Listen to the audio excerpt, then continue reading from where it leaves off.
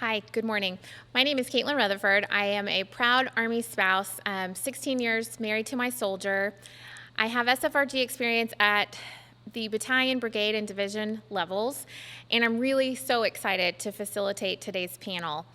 Today we have a combined 25 years of command and SFRG advisory experience represented, and I wish we could be together, but since we can't, I want you to be very comfortable asking questions in the chat and really feeling like this is a conversation that we're having with you. We're going to take about 45 minutes to talk, and we'll have about 15 minutes at the end for question and answer.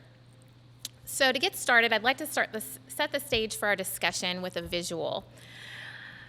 On the screen, we see a squad. Take a look at the squad and what's happening here. So they're getting their equipment in order with a pre-combat inspection. They're preparing for their next mission with a pre-combat check. Now let's take a look who's also in the room getting ready for this mission. Their children are there. Their important person is there. Their family is there. Their parents, friends, and teammates are all with them. So when this squad goes out the door today, all of those people are going with them too. Just like we do pre-combat checks on our equipment, through the SFRG, we really take the same care of our families. And how we take care of our families, how we get after creating healthy SFRG programs directly impacts mission success. Families, as my husband would say, are the secret weapon to the Army. And today we're going to talk about how that can be a combat multiplier for your organization as well. So there's 3 war roles that Lieutenant General George and Ms. Patty have given us, really that are the building blocks of your SFRG. The first is welcoming soldiers and families. The second is maintaining accurate contact rosters. And then third, to provide reliable community and unit information to your organizations.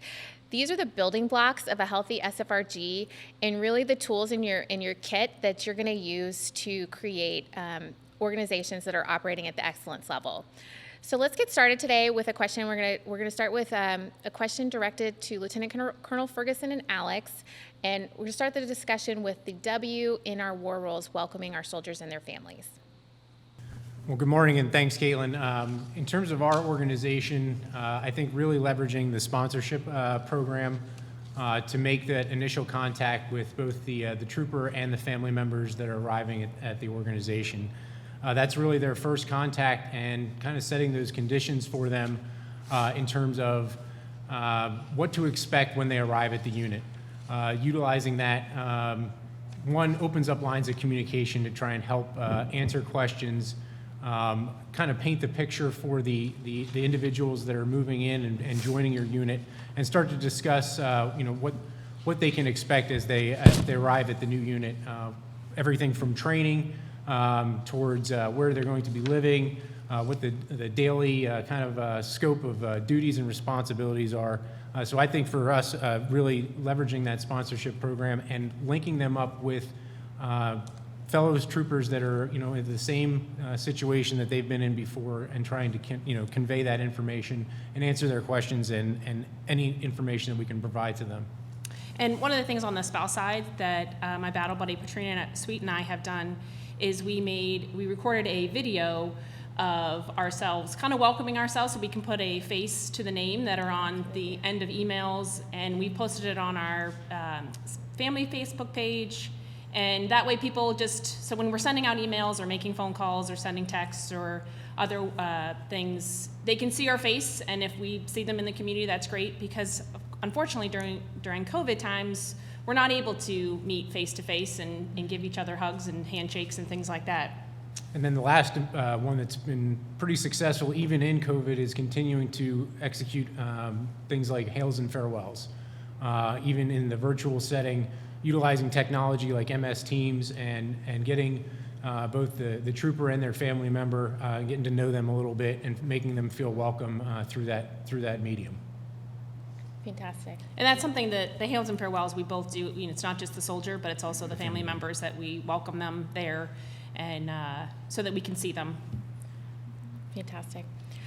Okay, Captain Nielsen, I have a question for you. How do you recruit SFRG volunteers? Thank you, ma'am. Well, the first thing I'll say is that recruiting volunteers really starts on day 0 of wherever that volunteer is coming from in relation to your unit. So as soon as you make that initial contact in welcoming the family, you have to understand that this is a potential volunteer as well in the future. So if you start by reaching out early and then offering something to your future volunteers, they'll understand that your program is already in place and really want to be a part of it. The second thing I strongly recommend is when you do reach out to anybody to become an SFRG volunteer, is you do it directly at the highest level that you can. So it's not just asking a formation and then, hey, please go home and ask your spouse. It's already having built that personal relationship to then reach out directly and say, hey, I know you've already been to X, Y, and Z event. I would really like it if you would help us set up this next event we have on the calendar. It's really great advice. You know, I think we may take a question now because I think also it's important to talk about single soldiers and how to get that group of people actively engaged in the SFRG. If anybody wanted to talk to single soldiers as well. Absolutely, ma'am. So the key to getting single soldiers to join the program is to actually be the personal volunteer first. So for First Sergeant and I have already previously volunteered with Big Brothers, Big Sisters to just set that initial example. And then we give them opportunities to volunteer for the unit. And really the big benefit we get out of that is a lot of time our soldiers take the initiative at their level to do something for the people that they care about in the barracks. I'll pass it to First Sergeant to talk about the recent one. Thank you. So how we incorporate and involve our single soldiers is first that it starts with leadership, and it starts with from the top down, being there, being involved, encouraging them and their family members, regardless of rank, to participate and volunteer. And just recently, just during the Christmas leave period, we had single younger soldiers offering turkey and ham dinners during the Christmas leave period, and encouraging those barrack soldiers to come out and participate. That's fantastic. If I can. Absolutely. So one of the things, obviously, we went through a slew of change of commands for commanders. So as I did office call with new commanders, I encouraged them to, when they have their steering committee meetings, to bring their boss rep in. Okay, that boss rep is going to be there to bring the message from the single soldier as well, and then start using the boss rep as a censor, if you will, to educate the young soldiers on VMAs. Not saying that anyone's going to volunteer to be recognized, but it is important if single soldiers are going to volunteer their time. Let's do our part too by recognizing them. That's fantastic advice, Sergeant Major. I like that. So bring the boss reps in and get their input, because I Right. think sometimes that population is sometimes left out of the discussion. Right. I love that. Okay, let's talk about rosters. I'm going to look over here to Cass and Colonel Beal. They've got some fantastic ideas. I know that this is always a struggle to keep rosters updated and live, but I love what you all are doing, if you don't mind sharing that with everybody. Yes, thank you, Caitlin, for allowing us to join today. One of the things that we do with our soldiers as they in process the battalion as a new soldier, single or married, is they in process our Family Readiness Support Advisor, or FRISA. That allows us to gather the requisite information for building and establishing an effective roster.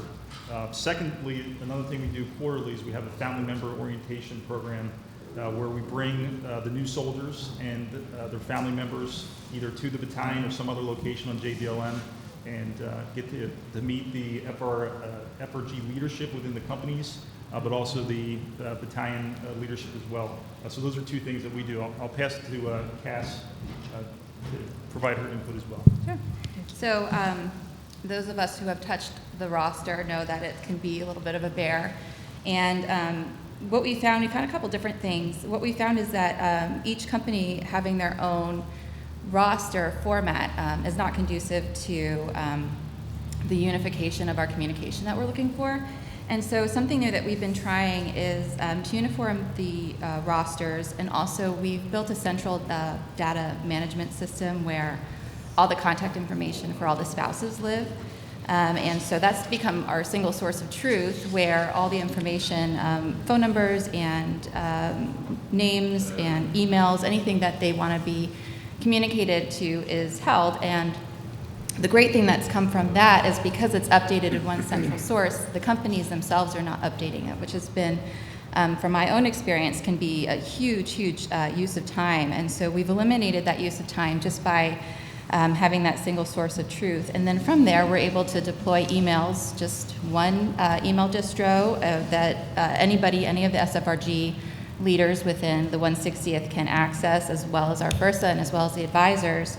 And they can go in and they can send the emails, and it eliminates the need for all that duplication of effort. And it's also key because the 160th is a rapidly deploying organization. We have quarterly call downs where we go through we activate the phone roster, and we call everybody or text everybody on that roster to make sure that we have their information correct, because in case of an emergency, which we do encounter, we want to activate that phone tree and have it as precise as possible. So again, our main forms of communication that we use the roster on are Facebook, email, and text. Okay. And to activate it, I think that's so important. You know, a roster is only as good as how it actually works. So if you have the rosters and if you can really practice that calling down, I think you're set in an emergency, like you said. Okay, thank you all. Talking about rosters and communication, what about single soldiers? Let's go back to them. To Colonel Boardwell and Alethea, I would like to ask, is connecting with the S in the SFRG enough to maintain healthy organizations? So, Caitlin, I would say up front, and I think between Alethea and the Sergeant Major Langs and Jennifer, we would all say no, that's not enough. So I think if you look at ways and methods, especially in the environment today, that creates a challenge when it comes to having those physical engagements, those gatherings that we can naturally draw folks into, that a lot of us have seen throughout our careers. Within COVID, you have to get creative, and I think some of that is through repetition. I think, you know, reaching out through, and one of the commanders already mentioned the sponsorship program, but one of the things we do in 1-2 is a soldier arrives, whether he's single or he's married, at the 30-day mark, his chain of command calls and sends a handwritten letter to the family. And that handwritten letter identifies the company commander, first sergeant, platoon leader, and squad leader.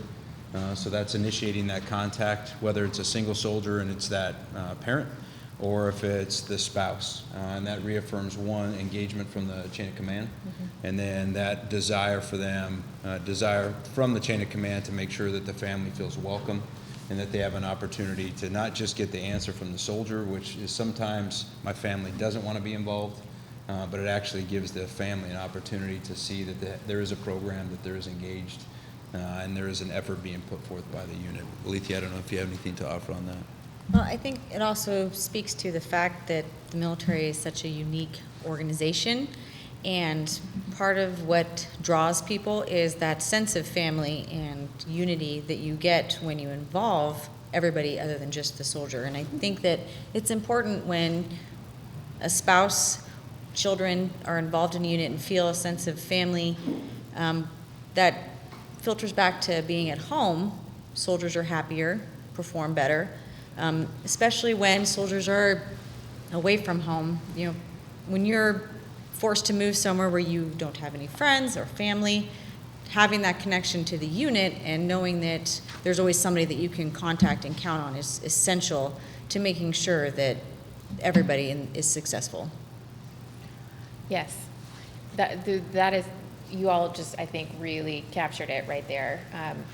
Just the communication, and I love the idea that a letter is going out to the families, because I think sometimes when soldiers get information, maybe not necessarily does it always get to the spouse. So I love that you're physically doing that. That's fantastic. So to Sergeant Major Langs and Jennifer, we just touched on letters. Let's talk about social media. How do we leverage social media within our SFRGs, specifically with access to so much information? How do we really connect the families to the resources? Because we have many resources. So Caitlin, I agree. So obviously there's a gamut of mediums out there, from Teams to DCS Connect to Zoom. One of the things that we recently started in the brigade was a quarterly newsletter, and that kind of packages up all of the information, because there's a lot of information since we started COVID now. So much information goes out. There's really a one-stop shop that we have links embedded, and that goes out on Facebook, the brigade Facebook page. It goes out in email as well, and that's one of the ways that we have to manage the information flow across the installation for resources for the families. Sure.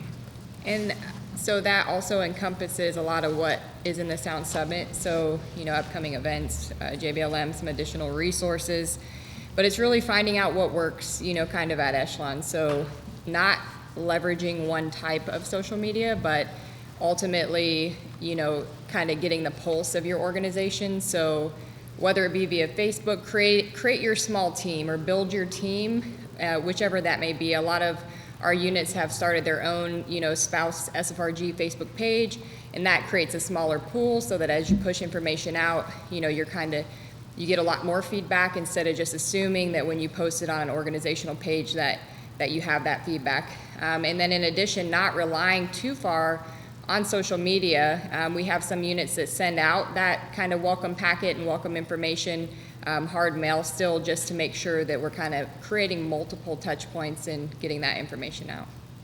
Okay, so it's not a one-stop shop. It's many different ways to connect. It is, and I think the installation has done great. And in the beginning of COVID, it was challenging to navigate a lot of the different resources on the installation. And I think that it's continually improved as, we refine and continue to give that feedback between the town halls and the Sound Summit to limit the clicks, to finding those resources. And putting people straight where they need to be. I agree. So on the other hand, let's go to Lieutenant Colonel Ferguson and Alex. Because we are in the time of COVID and because we are not able to be together like we might like to be more regularly, how do we maintain the personal touch within our organizations when we're not able to gather together as frequently? Caitlin, I think on the personal side, one of the things that we kind of talk about, well, one, communication starts with the welcome, and it's ongoing and it's continuous. And one of the things to make that personal touch, for instance, with like newsletters and other media or other ways that we communicate, is telling the troopers if they're important to you, they're important to us. And so, it could be somebody's aunt, it could be their uncle, it could be brother, sister, it could be their cat or their dog. So if they want someone to understand what they're going on or is going on in the unit and what they're doing, getting those tools out there to them and showing those family members or those loved ones what's happening with their soldiers, very important. I think that's part of that personal feel to it. So we utilize a newsletter which has pictures of what the troopers are doing, what their teams are doing. Facebook page, both on the official, the unit side, and then also on the spouse and the family side, and then also through Instagram. Any means that we can to build a connection. Myself, Sergeant Major, Sweet, talking with soldiers, offering them, our business cards with our phone numbers, our emails on them. So if they have a problem, they know that they can reach out. And I think that goes towards that building that trust and making that personal connection with the trooper and the organization and the leadership.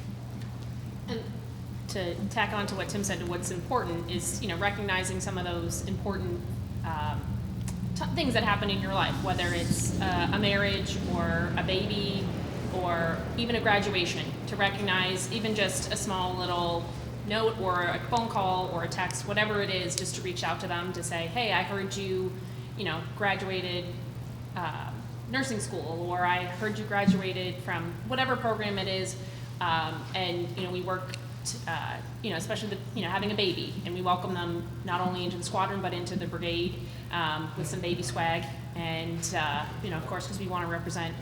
But, just making those small little things, and it doesn't take a lot, and, we have that on our contact roster so that, we can kind of, keep track and and see what's going on. So their important person is important to you. I love the way you put that, Colonel Ferguson. I think the important person, it could be many people, like we saw from the squad example, and for the soldiers to know that they're important to you, that's fantastic. Okay, Captain Nielsen, I'd like to talk to you a little bit about how you connect with your parents. Thank you, ma'am. So as we talk about the most important person, I'd like to emphasize that that is just the very first question you ask your soldier related to their family. Because once you identify that that most important person is a parent, you use the exact same systems to connect with the parent that you would with the spouse or with single soldiers. So really, we want to emphasize that multiple echelon approach. So have the Facebook as well as the Instagram, as well as the email distro, as well as your personal direct phone calls. And really, one of the most successful tools I want to advertise to everybody out there that I already mentioned is that DCS Connect. And the great thing about this tool that the Army gives us is it is a simple, regular commercial cell phone dial-in. And the advantage there is as you pass that to your soldiers for them to pass on to their parents, they can dial in no matter where they are in the world and still receive the calendar and still feel very close to their soldier. The same thing applies to your Facebook and Instagram page. A lot of the benefit that you get from those is that parents will follow and will be very motivated to see what their soldier is doing, feel more connected, and then even then reach out to help you with normal leadership actions, sometimes as an SFRG volunteer. First Sergeant. Thanks, sir. One thing I'd like to add with the social media piece is right from the get-go, what I like to do in the Army Career Tractor through the sponsorship program is I add in our SFRG contact information and Facebook and Instagram websites. So right from the get-go, if when incoming families and soldiers are 3-4 months out, they're already ahead of the game and have the information on the unit and are able to check us out and see the good things that we're doing. Those are great. Those are great pieces of advice. We've heard the talk about newsletters, and so maybe let's just get into that a little bit further. For Captain Kubley and First Sergeant Leeper, just wondering if you could describe your use of newsletters in your organization. Absolutely, and thank you. So I know we've talked a lot about the newsletters all across different echelons. At our company and one TTV that we put into place, we do a monthly newsletter. In the newsletter, we're able to incorporate training highlights, including pictures. We have a good news column, so we kind of tie that back to what was previously mentioned with new babies or marriages or different things we can highlight. We do a little baby bib that we give out at the company level for all our new babies, kind of just welcoming them with the intent of showing that we as a company care. And I think soldiers can see when you're just trying to check a block and when you truly care. And it builds camaraderie, it builds buy-in to the program, and that's what you really need from soldiers at all levels is buy-in to your program. Tying it back to the newsletter now. We're able to incorporate future training events. We tie in all the garrison events. We have like a highlight page on the last page of the newsletter. And then we have a First Sergeant and Commander's Corner, which we use to address any hot topic or anything that's going on. We use it right now a lot to talk COVID mitigations in other areas. And then the last note I'd have before I pass to the First Sergeant is, as far as the newsletter goes, it's really key that it's distributed through multiple platforms, as we've mentioned in the past. So Facebook, a great tool. We typically snip each of our pages from the newsletter and post them individually as pictures, so you can see them. It's open to all the families, all the parents, anybody who's following the Facebook page. We distribute it via email. We post it in our common area to get after the single soldiers, as well as put copies of it in the barracks and post it in the barracks, again, trying to get after the single soldiers so they can see and then refer to it. They get regular training calendars, but it also is a great little snippet to get them involved. So unless you have anything, First Sergeant. Thank you. That's fantastic. So we have a few follow-up questions that have come in from the audience regarding communication. So maybe let's just circle back and hit those before we move on to the next topic. This one's for you, Colonel Boardwell, Team Boardwell, from Patty. So she's wanting to understand, just to be clear, you don't just rely on the soldier to pass information to his or her family. You have found ways to invite the family to get the information directly. Is that correct? Can you just maybe clarify a little bit? Yeah, so I think it's a two-pronged approach. One, it's that sponsorship to make sure that we understand the soldier, the dynamics of the soldier coming on. Is he married? How many kids? And we team the right folks up to be the sponsors. And I think that's where we open the door initially when it comes to onboarding not only the soldier but the family. And then for the soldiers that give us that feedback that their spouses don't want to be or their families don't want to be involved, I think that's where we have to continue to expose them to what the unit really desires, and that's that family atmosphere. And some of those spouses will come back around, whether it was a bad experience or they just don't know. But that continued communication through the multiple mediums, both not targeting is a bad word, but really aggressively pursuing the family involvement through the soldier and the family gets us to where we want to be when it comes to involvement overall. Thank you. I'm going to circle back over here to Cass on the rosters. The question is coming in. Can you tell us what single source you use for your rosters across the battalion? Is it a program?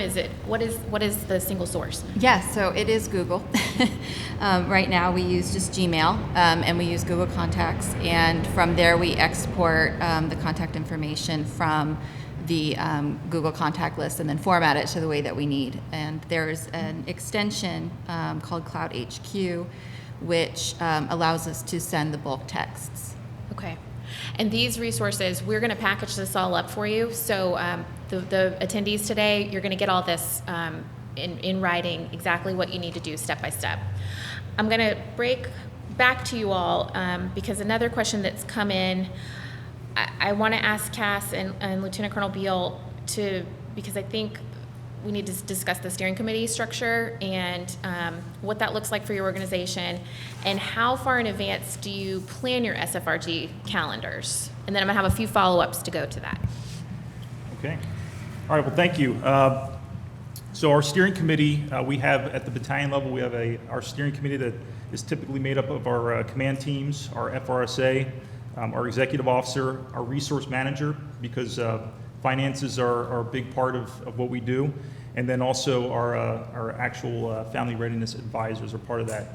We host those either in our facility if we can, or we do it via Teams or Zoom if we have to be dislocated. We discuss our training or our desired SFRG events generally at least 6 months out. We start socializing what we may want to do, and then usually 3 months out we have things locked in. We host those at the battalion, and then at the regiment level, which is for us is headquartered at Fort Campbell, Kentucky, we host those. They host those as well on a quarterly timeline. Actually, so the battalion level ones are every other month where we all get together, and then in those off months we get together as SFRG leaders and advisors to talk through procedural things, and when we rolled out this communication, we used that time. So we do alternate in between those different groups. Okay, perfect. And a question that came in advance of the panel, and I think this could just be something that maybe as we have our meetings that we could just make sure we're getting after this. The viewer was wondering how can we get future notice far in advance on all the danzas, all the 4-day holidays throughout the year. I know they're posted online, but there's lots of things posted online. So is that something that you all have on your calendar, the danzas, or? We circulate them through the soldier, but I love the idea. Whoever submitted that question, that's a great idea for us to add them to our SFRG calendar and make sure that they're on there too. Okay. All right, so let's everybody get after that, the danzas. This question, it's coming in related. So as far as keeping your soldiers and families informed on the calendar of events for the next 90 days, just best practices, if everybody could maybe just give a show of hands. We're talking about newsletters is best practice, Facebook, best practice. Is there anything the SFRG calendar that is posted? Any other ideas for keeping families informed? We just love to give them that that view so that they can manage their babysitters and their plans, and any other best practices to share for the advance notice? I do have one, ma'am. And this goes back to the DCS town hall. So when you conduct that town hall, even at troop company battery level, you want to display that calendar in the most simplified version that you can. And what First Sergeant and I use, and we try and publish that calendar 4 months out, send it out, is just simple colors. Green is, I know my soldier will be home in time for regular dinner. Love it. Amber is, we might be a little bit late to dinner pending on some training. Red is, my soldier will be sleeping somewhere other than home that night. And then in gray, nice gray outline and highlighted, are those danzas. And obviously the benefit that you get as a command team for families understanding those danzas is they can plan excellent, memorable family events around those, which is one of the awesome benefits of the Army, and that obviously pays dividends for the soldier, the family, the unit. Thank you, Captain Nielsen. And that's another resource that we're going to make sure that we post, the DCIS system and how you can register and how you can utilize that, like Captain Nielsen and First Sergeant are doing. It sounds like they're having great success. Okay, we've talked about the welcoming soldiers and families, the contact rosters and some best practices, reliable community and unit information. We're going to dive down a little bit more on the last R in the war rules, and we're gonna focus now on fundraising for a minute. I'd like to turn this over to Colonel Boardwell. Could you please talk to us a little minute about fundraising in JAG and how leaders should get after planning fundraisers? What are some planning considerations? Yeah, so I think, Caitlin, regardless if you're a company commander, first sergeant, all the way up at echelon, this is one of those things that you need to make sure and really understand what the event is, make sure it's inclusive to all, and then two, ensure that you're doing it in accordance with the Army regulations associated to fundraising. I think the first step you have to do in every case is you got to ask your JAG. And to make sure that your organization and that you're communicating correctly to your SFRG to say, hey, this is what the event is, this is what we're going to do for fundraising, and then it has been verified that it is, bottom line, legal. And I think this is one of the challenges right now with, the COVID environment. Units want to put things like balls or galas or those organizational days on the calendar, those things that families really look forward to, that builds that camaraderie, builds that team. I think that's the challenge right now, is we can't do some of those things. So, across the board at 1-2, SFRGs and commanders are getting, creative on ideas of what we can do, still leverage, whether that's outings, how do we do those things, and then how do we fundraise appropriately to do that. And I think that's, again, my one piece of guidance to everybody coming in or sitting in a command billet is you got to involve your JAG to make sure that you're doing exactly what the Army says you can and cannot do, to make sure that you have the opportunity to really do the event right, and it's not just something that you promise but then you're not able to come through. I don't know, Lethea, if you have anything to add on that. Some of the subordinate organizations within the unit have developed nonprofits in order to fundraise for a specific event and to make sure that they're maintaining that legal amount that they're allowed to have and fundraise for, and so it's not just fundraising to fundraise. And majority of the fundraising they do is not going out to companies, say, hey, would you like to donate some money to us? Like, they're actually putting effort into doing things such as, for our Arrowhead Fund, we just did a cookbook fundraiser. So we had recipes from not just current people, family members, also people that used to be within the unit. And that's just little things like that that are going to actually benefit everybody within the unit eventually. Okay, thank you. Thank you, Team Boardwell. I'm looking at the clock and we're kind of getting a little close on time. We want to have a lot of time for questions. So I think we're going to skip now to team building, because I think at the heart of it, that's what we're looking to do here, is to grow our SFRGs and our programs into combat multipliers. So I'd like to take this one to Colonel Ferguson and Sergeant Major Sweet. What does people first mean to you, and why is investing in people a combat multiplier? So to me, people first means being comfortable first with having conversations to determine what motivates individuals. being comfortable with understanding what talents that they have and helping them cultivate those talents and or develop new talents. It's being able to shift priorities to do counseling over maintenance. A piece of equipment can sit there, but a soldier is adaptable. Or choosing a professional school or a career-enhancing school over, say, a field exercise. But those don't, People First is not just specifically for our individual soldiers. People First is also for our Army civilians and our families. And so we have to ensure that our wellness programs and our quality of life programs meet our families' needs in our communities. It's ensuring that our families feel safe in our communities, specifically in homes, in their homes both on and off post.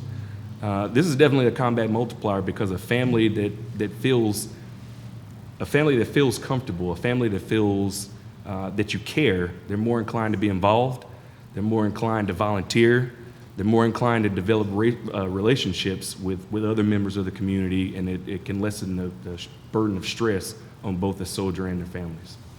Thank you. I think the second piece to that, in terms of the what Sergeant Major was describing there, is that troopers and families that have a comfortable feeling with the organization have developed that sense of trust. So we all know, having served, that things change a lot and there's a lot of ambiguity. So they trust that the organization, that the leadership is looking out for their best interest, and they're comfortable with changes, and they can adapt to that more readily, more easily, because they know that ultimately the organization and the leaders inside of it are working towards their soldiers' best interest and their best interest as part of that. So I think that's why it's also a combat multiplier as well, because it establishes that trust and fosters that.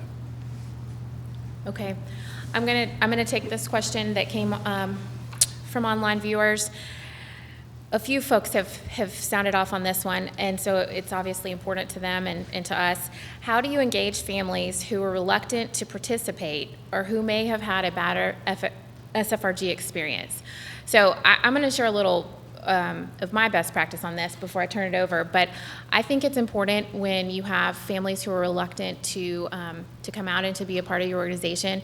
I think engaged leaders, for example, when my husband Trey was in battalion command, we arrived and the SFRG, quite frankly, was in pretty poor shape. And so there wasn't a lot of buy-in. So what he did was he told the battalion, listen, if there's holes on this contact roster, do not contact, the whole roster was do not contact. I need to hear why you feel like that. And so he said, please, I have an open door. Come and tell me about your SFRG experience. Please come and tell me why you don't want to be involved. And at the end of that exercise, maybe it took a few weeks, month, when we first arrived, I can tell you that in the entire battalion, there was only one family left who wanted to be on our do not contact list. So I think that is an important message, that you hear the families that perhaps they haven't had a great experience, but you ask for their buy-in. You ask for them to just give you a chance to maybe see a different way, and is a best practice that I would love to share, that find out why. There is a story behind every family and every experience that they've had, and that is important. And to recognize the importance, I think, goes a long way in establishing trust. Anybody else want to hit on that one? I think one of the struggles that I have found over the different levels of SFRG involvement that I've had is sometimes spouses have a difficult time, like they're very reluctant sometimes to reach out to, whether it's, if it's a younger spouse and if the SFRG volunteer is a more experienced spouse, sometimes they're more reluctant. So I try to just tell them that I'm just a person. I am a spouse just like you, and that I'm here to help. I'm here. I'm somebody used it as, I'm a conduit. I can help you based on my experience, based on my, as an SFRG leader or representative. You sometimes have access, and because of getting emails and things like that, I can put you in touch with the right people. And that is what I think the SFRG is there for, is that we don't always have the answers, but we can get to a person or an organization that may have those answers. And it's, just trying to talk to them as a person, and that it doesn't matter what rank their whole soldier is or what rank the SFRG leader's rank is, the soldier's rank is. Just talk to them like a person. And I think that's one of the things that I've seen over the years, is that people are very nervous to talk to a more experienced or senior spouse, but you just say, I'm just a person, and I probably had the same problems that you did as well. Yes, and I think it's important also to add, you don't have to have all the answers. Sometimes when I talk to new volunteers and new advisors, they feel, especially if Trey and I were married, he was a major, so I missed the whole company SFRG time. But it's okay to say, I don't know, as long as you follow up and say, but I'm going to get you that answer, and I'm going to find out. We have amazing resources here. And as long as you have the heart and that follow through, I think that the family members, they're going to trust you at that point. You don't have to know all the answers to be a volunteer. You don't have to know anything, really. You just have to know how to plug in, like Alex said, and be a conduit.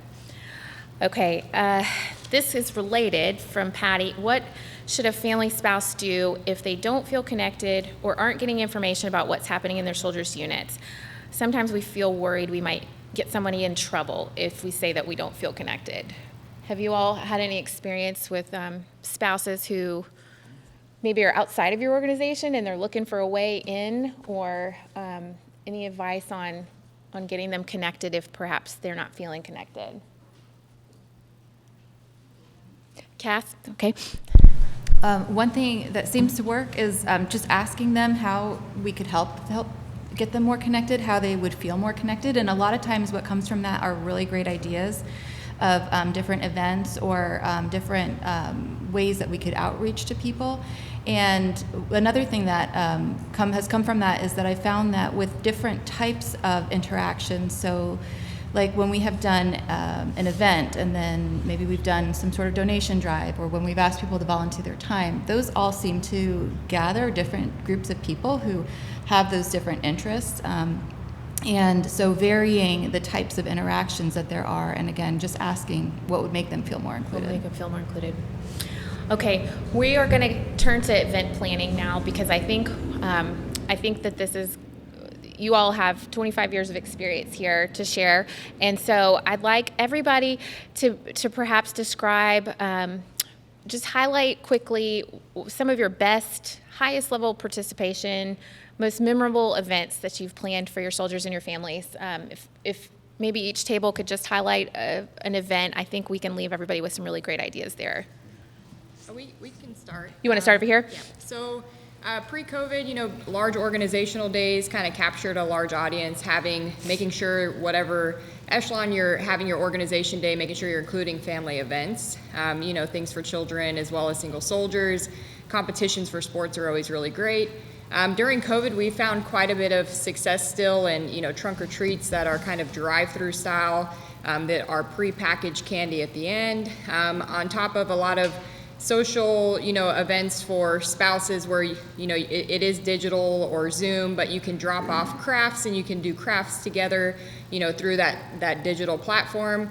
And then we've, had single soldiers where you're doing door decorating contests in the barracks over the holidays. So it's really just being creative in the times that we're in, instead of kind of accepting, well, due to COVID, we can't. So it's just finding that happy medium of what we're able to do. That's great. You all want to share anything, Team Ferguson? So one that we had at our previous battalion, because unfortunately we don't have any tanks here, but we had tanks and cookies with Santa. Had a great turnout for that, for the kids and the families to crawl on the vehicles and get to experience that, get their picture with Santa. And then the second one that I would say that I have seen successful in the past that we did in Germany, and that we're looking to replicate here, is something that gets the families involved. So we're going to do a spouse and family spur ride that we've got planned for the springtime. We had done something similar while we were stationed in Germany, where it was a the spouse like earn their Yeah, it was a combat action badge for kind the of spouses. experience, but something that ties them to what their troopers out there doing every day and getting that kind of experience as well. We've seen a great turnout in those type of events. Kevin Nielsen? I absolutely love sharing this one. Our favorite event, and we've gotten to do this twice, was a 1,000-pound club competition. And the awesome thing there is the Army already loves to compete and the Army loves to win. So what we did is custom printed a few belts, powerlifting belts, with an entry fee to the overall event, open to families as well. You could compete virtually, you could compete by Strava, you could compete by sending in your videos. And everybody who met a certain threshold got to sign the belts. The winners got to take the belts home. And all at once, that was a PT-focused event that made it fun for family members to participate while raising a good amount of money for our overall SFRG program. I got a couple as well. So recently, during COVID, we did the drive-by with Santa, and we had one of our own soldiers in the unit dress up as Santa, and the soldier and the families would come by. They would get out, they would take a picture. They got their cookie bag and their little gifts, and it was a real success. And then another one before COVID is we went to American Lake. We had a barbecue, we had door prizes, we had games, bounce houses, and it was an overall all the soldiers were there, and they participated, and it was a really good turnout, and everyone was happy with it. That's great. First Sergeant, I need you to talk to me about the breakfast burritos. Really, from my experience, breakfast burritos are probably by far the #1 hit. It takes a lot of effort from the spouses to make it come together, but once you get them together, down at the motor pool, command maintenance, really seems to be the #1 fundraiser to date. Sir? Yeah, some other events that we've had tremendous success on, I think everybody's touched on the drive-through trunk or treats going on right now, holiday events, pre or post-COVID, however you want to look at them, incorporating families, getting families to show up, participate. We've got good things laid on for the future. We're looking at doing a Valentine's Day fundraiser where we can give out flowers, and you can use that to kind of build some funds. Different, chocolates and different things like that. Obviously, there's some legal stuff, like we mentioned, a lot of stuff that goes into that. But great opportunities if you think outside the box from a command group. Talk to your legal representative, and then get after it. Okay. Colonel Beal? Yes. So two events we've done in the recent past in the COVID environment is we hosted a more or less a drive-through Halloween and a drive-through Christmas event. And we were able to space our personnel through. We had a lot of participation with those two events while still maintaining the COVID restrictions that we're under. Those were highly attended, and we were able to facilitate this through sign-up rosters before the actual event to get them through those events. So I'm going to turn over to Cass for another thing we've done in the past. Yeah, so these are non-COVID time events from non-COVID times, and we'll see what they look like this fall. But some of the greatest engagement has come when we've done, someone sort of mentioned, maybe it was similar, but spouse green platoons and spouse flights where the spouses have been able to board the helicopters and do a spouse flight. And those are, and usually pictures involved and some goodies, but those are generally some of our most exciting and best attended. So I love that. We don't have tanks, Colonel Ferguson, but we got strikers here, and I know I know some of the best fun for my children at least have been when they can go see what their soldier, what their hero has been up to, and so if you can get them out and have a family day, have an org day where there's tanks, strikers, helicopters, all the things that we have here at JBLM, I think that's a fantastic way to connect families and really get them have a sense of what's going on, while dad's away. Mom and dad. Okay. Speaking of the resources here, we've got a question from Lieutenant General George, which I think is fantastic. We have such engaged leaders here that he's with us today, and I'd like to send it back over to you, Cass, Colonel Beal, because this piggybacks on a question that we have here. General George wants to know, what are some good ways to make sure your soldiers and families understand all the resources available to them on JBLM? And so we had discussed talking about piggybacking on post-wide resources and MWR events, and I think maybe we could wrap that in the interest of time, kind of talk to his question as well as all the things that we have here at JBLM that are really quite unique and special. Yeah, I talked about earlier the family member orientation that we host at the battalion. That event, we bring in resources from JBLM to essentially to brief the soldiers and the family members what is available to them. It's very successful, and we do appreciate the support we get from the JBLM community for that. An event that we try to piggyback off of, unfortunately didn't do this past year, is the 4th of July fireworks event, which coincidentally is right across the street from our parking lot. So we're able to host a large 4th of July barbecue and org day, and then we can sit there and watch the fireworks from our parking lot. So that's an event that we previously have piggybacked off of. I'll turn over to Cass.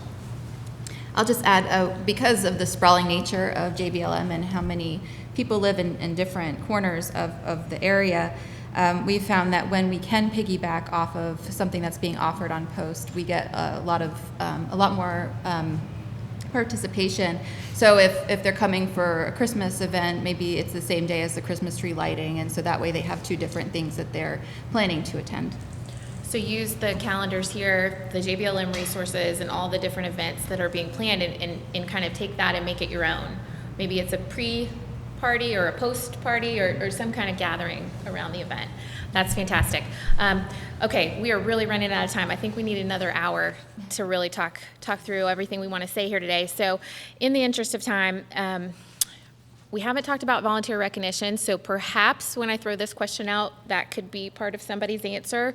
But I'd like to go around the room, and if you all could just offer one last piece of advice, a takeaway to future SFRG leaders, to future advisors, commanders, if you could leave them just with one little great nugget of information, what would it be? Let's start in the back and just work our way this way. Number one, breathe. It can be a very sometimes daunting adventure, but also to focus on the little things. Little things count. So whether it's just a phone call or a text, I've received that, and that means the world to me, rather than knowing everything that's going on, because that sometimes can be overwhelming. And so, like I said, to breathe and to focus on the little things. So I'd say you're going to struggle. You're not going to reach everyone all the time. So be patient with it. Don't be discouraged. Just keep after it. And then if you have an event or something, don't judge your success based on numbers that participated. If you have one family, one soldier that comes and has a good experience, that was a successful event. And then success will breed success. They'll start to communicate. They'll start to trust in the organization, and they'll move forward from there. That's great advice. Sergeant Major?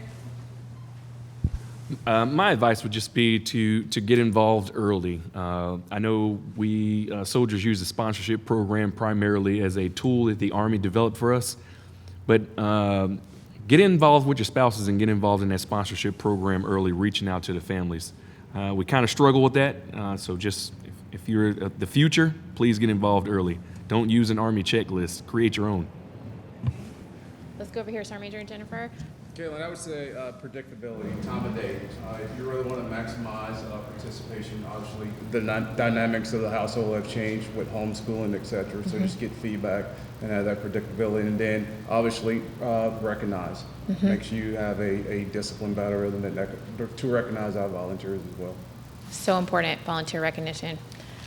I would say, define your success, right, as a command team. So, kind of caveat what was said. It's okay to have low participation at first or even altogether. I think ultimately it's just connecting to the resources that are available, leveraging the JBLM New Adventure virtually before families come in, and then really just being kind, realizing the role as an advisor is, an informal leadership role, and just being there to extend an arm, when somebody needs to lean your way. Okay. Alethea, Colonel Boardwell? Don't be afraid to reach out if you've got ideas or questions. We're all people, so it's not like we're special in any way. Just send a note.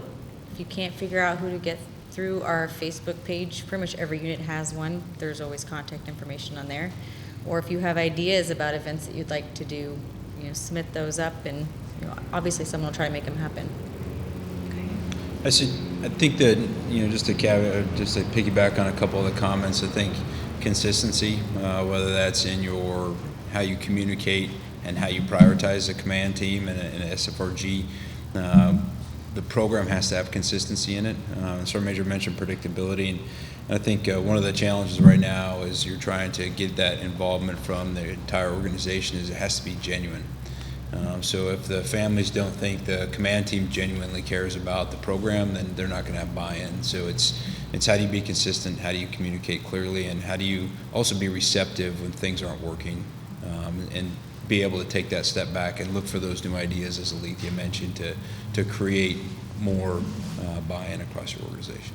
Okay. All right, we're running out of time, so let's go to Captain Nielsen. To the junior commanders out there, make SFRG a priority in your initial counseling with your subordinate leaders. Set the expectation that while there will be a company-level SFRG program, all it takes is a fire team to have a barbecue with the spouse's soldier's most important person. That's fantastic. You got something for Sergeant? No. Okay. I can be quick. So I'm going to mimic that note, but on the SFRG advisor level, make sure as junior commanders, empower your advisors. They have a routing chain that goes straight to the command. They're on the same level in my eyes as the first sergeant.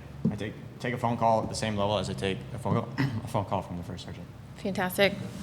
Colonel Beal? Yeah, one thing I'd say is just ask for help. Don't do it all by yourself.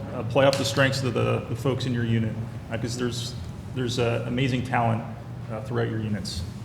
And then I want to speak to those that are not married to their commanders. So early on, don't let the processes of others get in your way. Go right to the commander and figure out what cadence and what sort of process works best. That's great, Cass. Well, like I said, we could really talk about this for another hour. So please, in the chat, if there's anything in particular that you would like to have another panel discussion about, we are really engaged and ready to do that. If there's any topics or if you want to dive deeper on any of the war roles, please let us know. I think today we have thank you all for your participation. I think that we've had some fantastic ideas and sharing, and really I know that if we get after these war roles, the building blocks of the FRG, that our units are going to be strong, our people, we're going to put them first, and just readiness and all the amazing things that come from an Army unit are going to follow. So thank you for being with us. Thank you so much for your questions, and we will be following up with all of you with a package of information from today's panel. Thank you.